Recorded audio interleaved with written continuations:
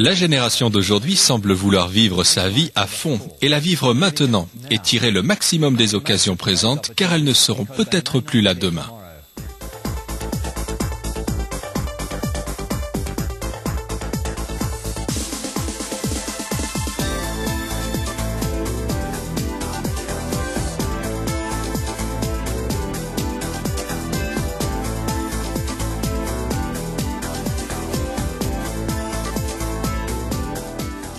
Mais peu importe que vous ayez 21, 41 ou 71 ans, la vie est et a toujours été le bien le plus précieux du monde.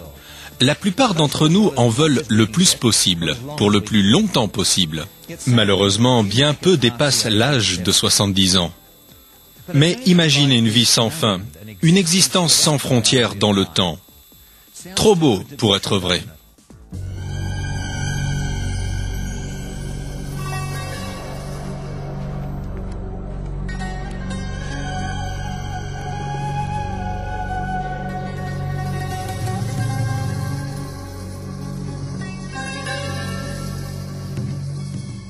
L'humanité a toujours été fascinée par ses origines, et curieusement de son ultime destinée. Et peut-être la preuve la plus frappante de cette quête se trouve-t-elle en Égypte.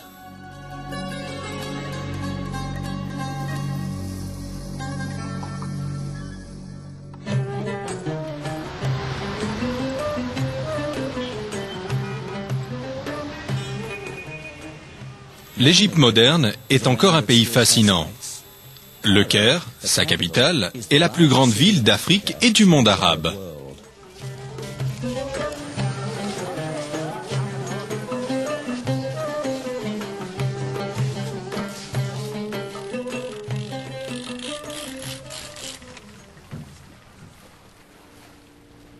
Dans un pays qui compte 96% de désert, on a dit que l'Égypte est le Nil. Et que le Nil est l'Égypte. Venant du cœur de l'Afrique, le Nil est le fleuve le plus long du monde et fournit l'irrigation indispensable à l'agriculture.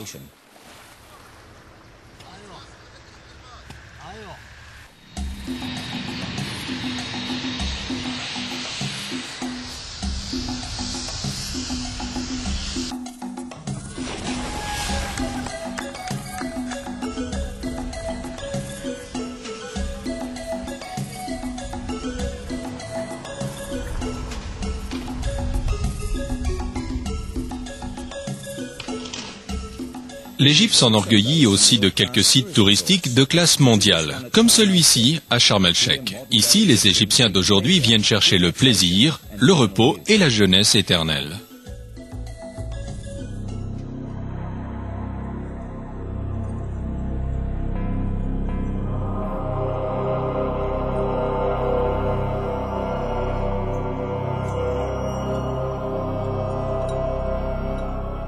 Mais la plus grande attraction de l'Égypte est peut-être la fascination que les anciens Égyptiens avaient pour une vie sans fin.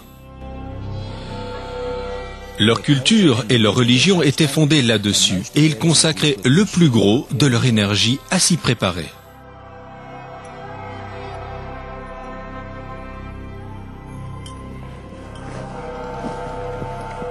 L'archéologie a mis à jour l'histoire et la culture des anciens peuples et de leur recherche de la vie future.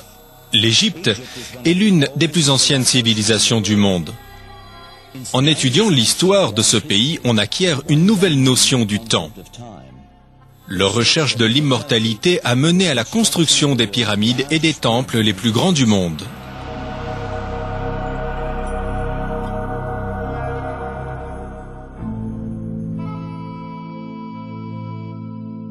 Les Égyptiens modernes n'ont pas perdu leur aspiration spirituelle.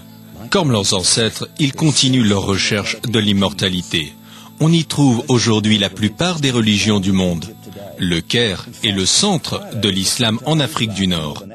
Et ces quartiers médiévaux possèdent quelques-uns des plus beaux monuments islamiques du monde. Mais l'obsession millénaire des Égyptiens pour l'immortalité peut-elle nous préparer à la mort et à la vie future? Est-il possible que leur quête nous dise aussi quelque chose sur la façon de vivre ici et maintenant, au commencement d'un nouveau millénaire? Pour les anciens, l'après-vie était autant un parcours spirituel que l'adoration quotidienne de leur roi et de leur Dieu. Et d'une étrange façon, ils ont découvert quelque chose sur l'immortalité.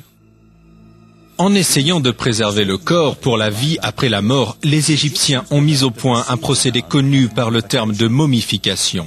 À la mort, le corps était couvert de goudron, enveloppé de centaines de mètres de lin saturé d'huile et d'épices et placé dans un cercueil de bois gravé de pierres et d'incantations magiques pour assurer une bonne arrivée dans le monde des morts.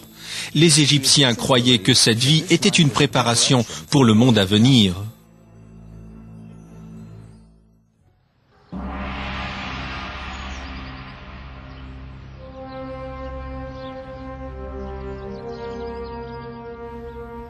Il est difficile de croire que pendant 500 ans, c'était l'orgueilleuse capitale de l'Égypte. Memphis a été fondée par Narmou, le premier roi de la première dynastie d'Égypte.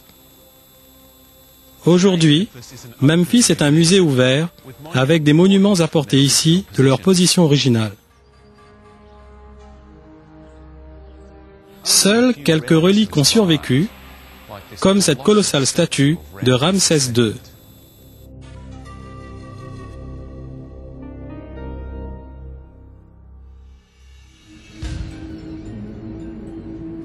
Les rois de Memphis ont été enterrés à Saqqara, à quelques kilomètres d'ici. La première forme de tombe royale était une chambre souterraine au fond d'un puits. Elle était couverte d'une structure de briques ou de pierre appelée une mastaba. Zosa, premier roi de la troisième dynastie, décida de placer une série de mastabas les unes sur les autres. Une première tentative pour assurer son départ de ce monde vers un avenir immortel. Ce fut la première pyramide. C'était un bâtiment avec des marches, construit sur 6 niveaux et haut de 63 mètres.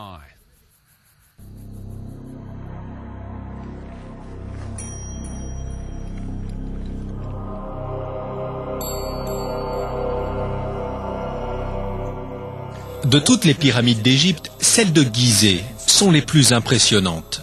Construites par les rois Khéops, Khéphren et Mykérinos de la 4e dynastie, elles sont parmi les plus impressionnantes jamais construites.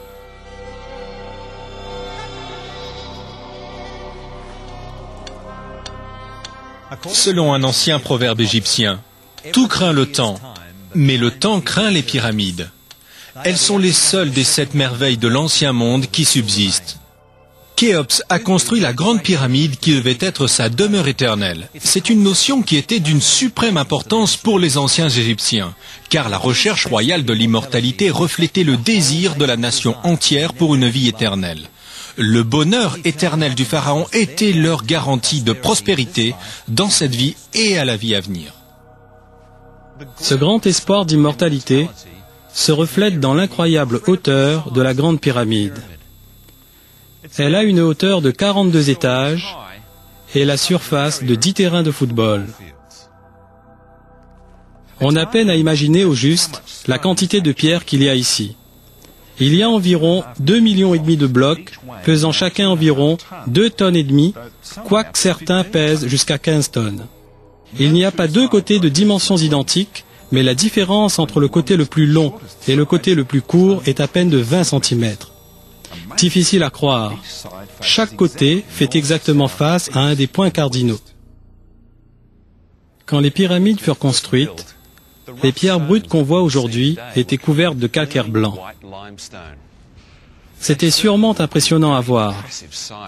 Malheureusement, ces pierres calcaires ont été enlevées au cours des siècles pour construire des maisons, des ponts et d'autres bâtiments autour du Caire.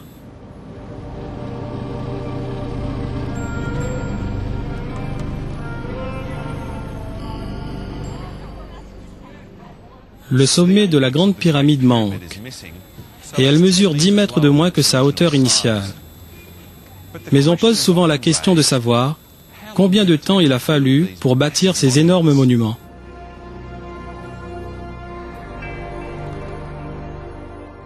L'historien grec Hérodote prétend que 100 000 hommes, travaillant 3 mois chaque année, ont mis 30 ans pour bâtir la pyramide.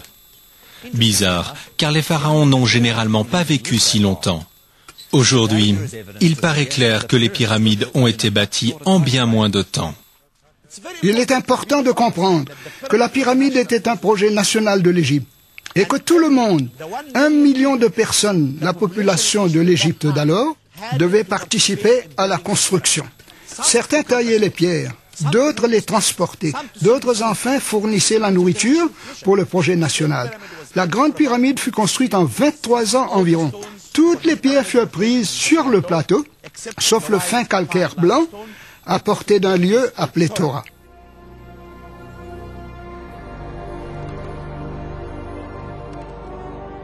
Indépendamment du temps qu'il a fallu pour les bâtir, ces magnifiques structures ont été soigneusement étudiées pour préserver le corps d'un roi.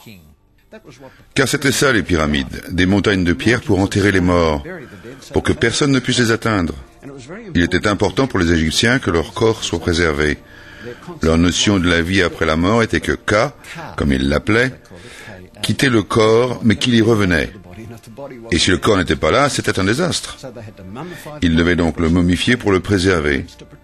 Ils devaient construire des pyramides pour le protéger des bêtes, des chacals et aussi des pilleurs de tombes. Et tous ces passages compliqués étaient faits pour tromper les pilleurs de tombes. Sans succès d'ailleurs. Aucune momie de l'époque des pyramides n'a jamais été retrouvée. Les momies que vous voyez au musée du Caire viennent des 18e et 19e dynasties et d'époques plus récentes. Elles proviennent toutes de la vallée des rois. Le roi est enterré sous la pyramide. Il se servira de cette pyramide comme d'un escalier pour monter vers le dieu soleil Raï. D'ailleurs, la forme de la pyramide est un symbole du dieu soleil. Quand on arrive par le trou d'entrée, on tourne à gauche par un corridor d'environ 100 mètres de long qui mène à la première chambre funéraire. Cette chambre n'est pas terminée. Et si on monte, on traverse un corridor d'environ 1 demi-mètre de haut qui mène à 2 endroits. L'un, la chambre de la reine, qui est également inachevée. L'autre, la réalisation la plus magnifique qu'un architecte ait faite et qui vous amène à la chambre funéraire. Elle est faite de granit d'Assouan et à l'intérieur, elle a 2 conduits. On les appelle des conduits d'aération, mais en fait, ce sont des corridors pour le passage de l'âme du roi défunt. L'un pour gagner les étoiles, l'autre pour gagner les 2 barques situées sur le côté sud, et l'âme de Khufu Asra prendra une barque pour le voyage de jour et l'autre barque pour le voyage de nuit. Le roi suivant était Képhren, qui construisit sa pyramide près de celle de son père. Cette pyramide a encore une partie du revêtement de pierre lisse qui au début couvrait toutes les pyramides. À cause des pilleurs de tombes, en ce temps-là, Képhren essaya un nouveau moyen pour assurer sa tombe. Un monticule de roche à la base de la pyramide, ses ouvriers sculptèrent un lion de 73 mètres de long et de 20 mètres de haut. Sculpté sur le corps du lion se trouvait le visage de Képhren, pour faire fuir les pilleurs de tombes. Mais le sphinx ne réussit pas à protéger la pyramide. Son contenu a été emporté depuis longtemps. Et puis l'ère des monuments grandioses et somptueux n'a pas duré toute la période égyptienne.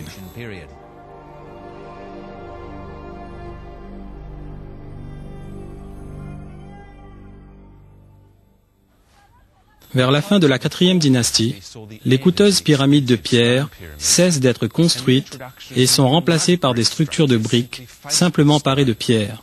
Cette pyramide à Saqqara, construite par Ounas de la 5e dynastie, en est un bon exemple. Pour assurer son immortalité, des textes en hiéroglyphes étaient inscrits sur les murs des chambres et des prêtres priaient pour lui dans le temple voisin. On notera, à cet endroit, un relief qui montre des gens priant les dieux pendant une famine désastreuse. D'autres inscriptions rappellent que la communauté avait été avertie à l'avance de cette famine et qu'elle avait duré 7 ans. Mentuhotep était Premier ministre à l'époque. Il était vénéré comme bienfaiteur et soutien de la vie. Des érudits ont suggéré que c'est peut-être le Joseph dont parlent les écritures hébreux celui qui distribua de la nourriture au peuple pendant les 7 ans de famine. Le plus grand canal d'Égypte va du Nil à l'oasis du Fayoum. Il s'appelle le canal de Joseph. Le département des Antiquités soutient qu'il dérive son nom du Joseph de l'Ancien Testament. En dépit de la famine menaçante, les derniers rois de la 12e dynastie continuèrent vigoureusement leurs recherches pour une vie après la mort. Ils firent des pyramides près du canal de Joseph. Mais la question demeure, qui a fait les briques et fourni le travail pour ces pyramides? Peut-être les Israélites qui ont été forcés de le faire. Pour les pharaons, la clé de leur recherche de la vie après la mort était la continuation du règne de leurs descendants. Le roi Ramamès III n'eut pas de fils, et une seule fille sans enfant. Sa mémoire éternelle allait-elle disparaître avec sa dynastie? Je me trouvais dans le musée de Pétri et j'ai remarqué cette reproduction. C'est celle de la statue d'Amenemhet III. Ce serait lui dont la fille, descendue au fleuve, a trouvé un petit enfant. Mais pourquoi se trouvait-elle là? Nous savons que la fille de cet homme, qui s'appelait Sebunefek Rai, n'avait pas d'enfant. Cela veut dire que si la dynastie s'éteignait parce qu'elle n'avait pas d'enfant, ce serait une catastrophe. Par conséquent, elle était descendue jusqu'au Nil, prier pour avoir un enfant parce que le dieu du fleuve, Hapi, était le dieu de la fertilité. Et si vous aviez besoin d'un bébé, c'est bien à lui qu'il fallait s'adresser. Elle était donc là pour prier pour avoir un enfant. Et voilà. Il lui arrive un joli bébé dans un panier. Ça peut paraître drôle de faire un pharaon d'un petit esclave israélite, mais quand vous savez que les Égyptiens sont très pieux et qu'ils attachent une grande importance à ce genre de choses, vous devinez qu'elle aura choisi ce bébé comme héritier parce qu'elle n'avait pas d'enfant à elle. Et bien sûr, vous savez ce qui est arrivé. Au bout du compte, Moïse montra qui il était et prit la fuite. Du coup, quand son père mourut, elle devint le dernier pharaon de la 12e dynastie. Et quand elle mourut, la dynastie mourut avec elle, et ce fut la fin de cette dynastie. Les Écritures hébreux nous disent que dans sa recherche pour le sens de la vie et de l'au-delà, Moïse décida de chercher ailleurs. Peu après, on découvre que l'Égypte fut dévastée par une série de plaies, comme on le voit dans le papyrus Ipuwer au musée de Leiden. Ce papyrus contient un rapport égyptien de 10 plaies qui sont tombées sur le pays quand le roi refusa de libérer les esclaves. Finalement, après la mort de son fils, le roi ordonna à Moïse d'emmener les Israélites. Les Israélites s'enfuirent par la mer Rouge. Quand le roi tenta de les suivre, lui et son armée périrent sous les vagues.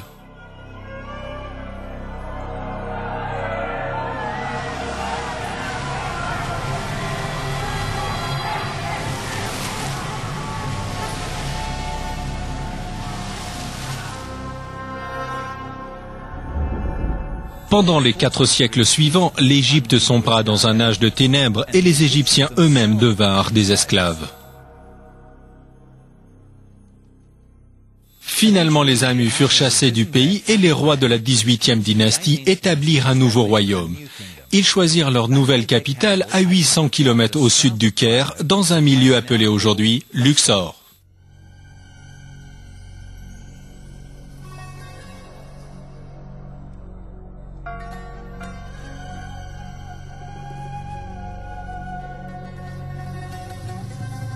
Ici, à Luxor, sur la rive droite du Nil, se trouve la cité des vivants. Le palais royal est entouré de maisons et de bâtiments publics en briques. De nos jours, ils ont presque tous disparu, mais le vaste temple subsiste. Une avenue de sphinx, à tête humaine, relie encore le temple de Luxor à celui de Karnak, le plus grand jamais construit.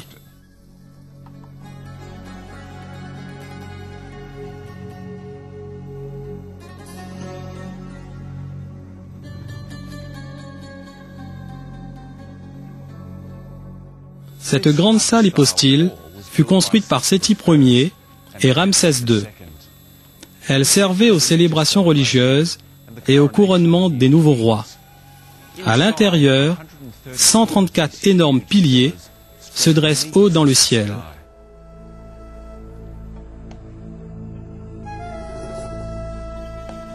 Sur le mur du temple se trouve une inscription faite par le roi Thoutmose III. Elle décrit les trésors venus de Kodesh, une ville de Palestine que beaucoup croient être Jérusalem.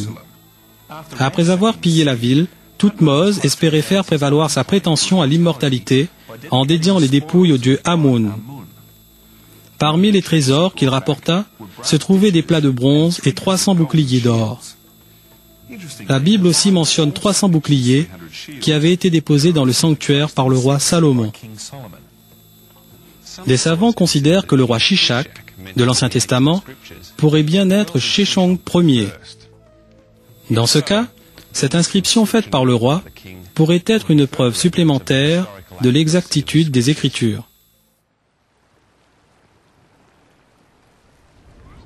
Pour conserver leur corps pour la vie immortelle, les rois des 18e et 19e dynasties se firent enterrer en secret. Leur dernier voyage se faisait à travers le Nil jusqu'à un lieu appelé la vallée des rois.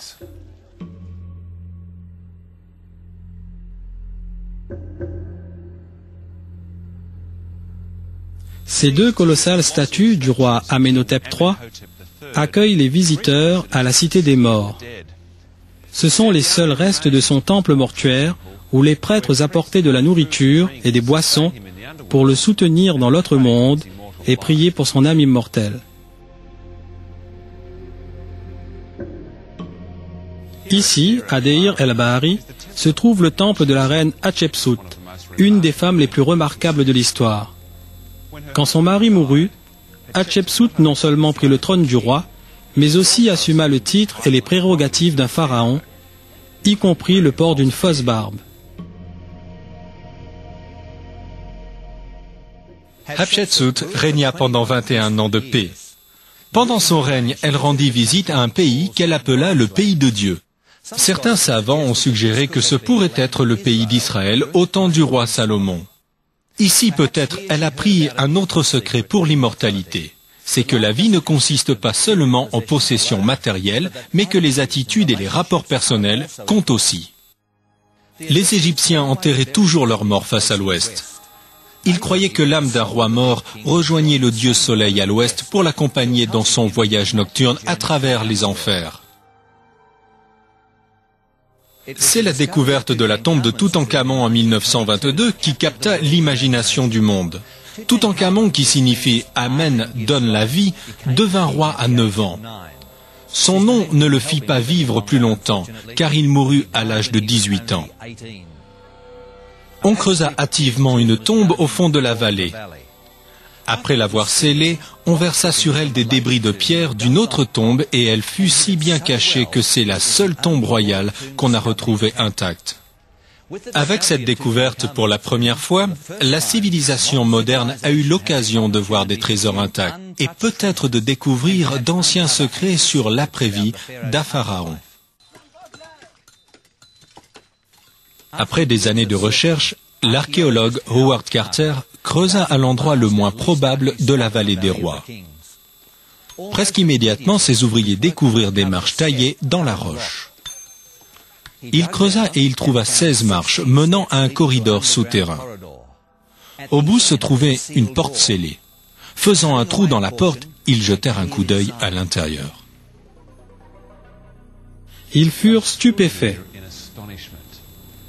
Des trésors partout, intouchés depuis 3000 ans.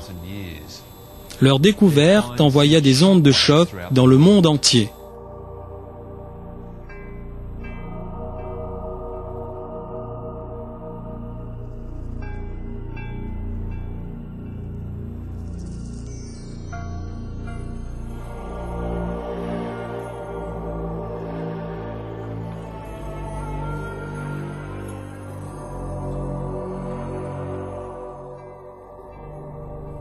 Une chasse d'or remplissait complètement la chambre funéraire de Toutankhamon.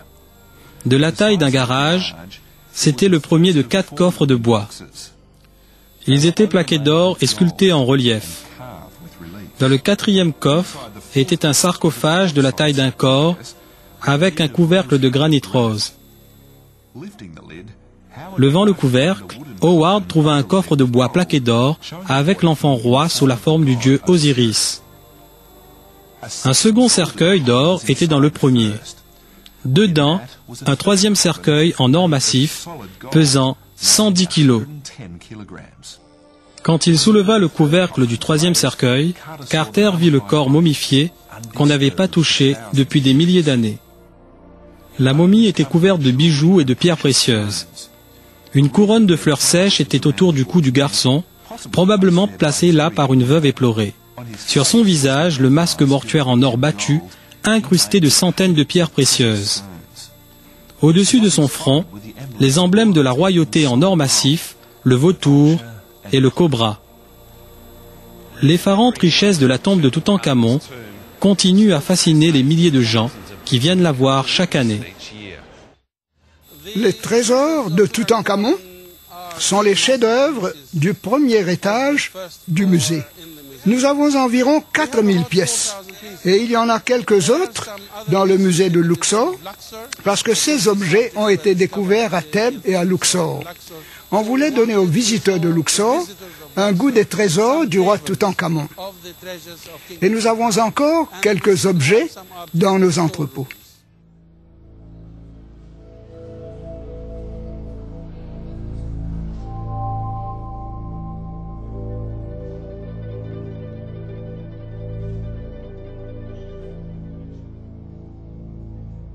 Mais tandis que Toutankhamon est parvenu à une espèce d'immortalité, grâce à ses richesses, aujourd'hui, ses restes sont là où on les a placés il y a des siècles, dans sa tombe de la vallée des rois.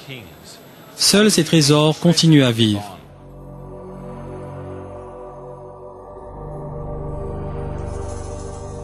Les anciens Égyptiens cherchaient à échapper à la finalité de la mort, car tout comme nous, ils voulaient vivre pour toujours. Les rites de la momification, la construction des pyramides, le culte des dieux dans de vastes temples, les tombes dans la vallée des rois.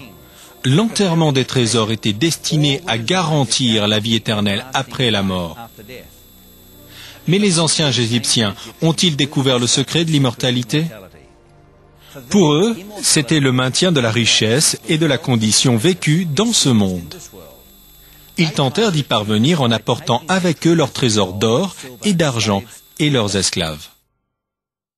Peu a changé au cours des siècles. Certains travaillent une vie entière pour acquérir de grandes maisons, établir de plus gros comptes en banque, et conduire les autos et les bateaux du dernier modèle et les plus rapides, s'entourer de meubles coûteux, d'appareils électroniques et de souvenirs de vacances à l'étranger et de tout ce qu'on peut s'imaginer pour rendre la vie plus confortable. Mais comme les Égyptiens l'ont découvert, on n'emporte pas ses biens avec soi. La question est toujours là. Quand la vie est finie, qu'y a-t-il au-delà ? Il y a sûrement davantage dans la vie que ce que les Égyptiens ont trouvé. Ainsi, notre recherche continue.